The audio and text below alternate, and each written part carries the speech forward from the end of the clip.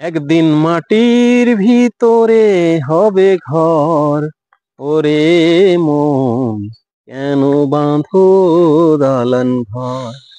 সত্যি আমরা সেই দালান ঘর বানানোর কাজে ব্যস্ত থাকি। দেখুন কিভাবে এক একটা পিঁপড়া মাটির নিচে গর্ত করে সেই ছোট্ট ছোট্ট মাটির কণাকে কিভাবে উপরে নিয়ে আসছে এবং তাকে কিভাবে ঘর বানাতে হয় তাদের কাছ থেকে শিখুন। ছোট্ট ছোট্ট জীবগুলো কিভাবে নিজেকে সুরক্ষিত রাখার জন্য, শীতের যে দিন আসছে, সেই প্রচন্ড শীত আসছে, শীতে কিভাবে তারা নিজেকে সুরক্ষিত রাখবে, কিভাবে বাঁচিয়ে রাখবে, তার জন্য তারা প্রয়াস করছে। এবং সেখানে শুধুমাত্র তারা যে গর্ত করে মাটিটাকে বের করছে তা নয়, এখানকার যে দানা শস্য রয়েছে, প্রচুর পরিমাণে এখন খাবার রয়েছে, মজুত রয়েছে প্রকৃতিতে। এই সময়টাতে এমন একটা সময়, যে সময়টাতে যে সমস্ত মাটির বা আমাদের প্রকৃতিতে যে সমস্ত জীবগুলো থাকে, তারা কিন্তু প্রচুর পরিমাণে খাদ্যকে সংগ্রহ করে। প্রচুর পরিমাণে ইঁদুরকে দেখবেন, তারা গর্তে প্রচুর পরিমাণে ধানকে কিন্তু জমায়েত করে। এবং তার সাথে পিঁপড়ার যে সমস্ত ঘাসের দানা শস্য রয়েছে, ঘাসের বীজ রয়েছে, এবং ধানের যে চাল রয়েছে, সেগুলোকে কিন্তু মজুত করে তারা তাদের গর্তে নিয়ে যায়। এবং মোটামুটি ভাবে বর্ষাকাল শেষ হবে ততক্ষণ অব্দি তারা সেটা যাতে খেতে পারে, ঠিক আছে, তো সেই খাওয়াটাকে তারা এইখানে মজুত করে, মানে খেতে পারবে সেটা।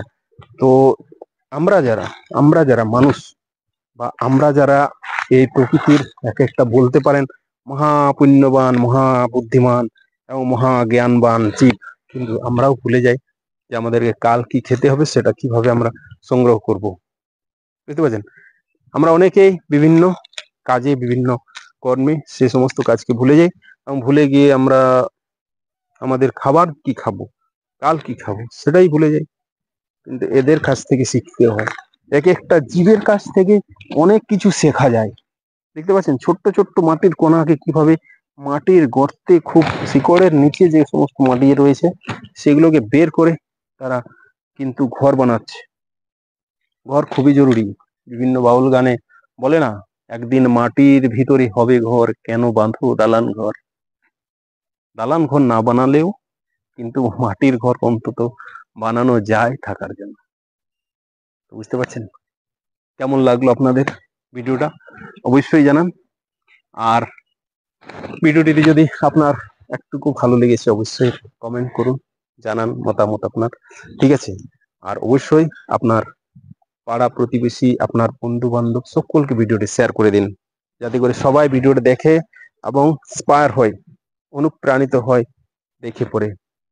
চলুন আজকে এ পর্যন্তই, দেখা হবে নেক্সট ভিডিওতে। ততক্ষণের জন্য সকলের কাছ থেকে বিদায় নিচ্ছি আমি শম্ভু, আর আপনারা দেখছিলেন স্নেক্স বা শম্ভু ইউটিউব চ্যানেল। তো সকলের কাছ থেকে জয় হিন্দ, বন্দে মাতরম।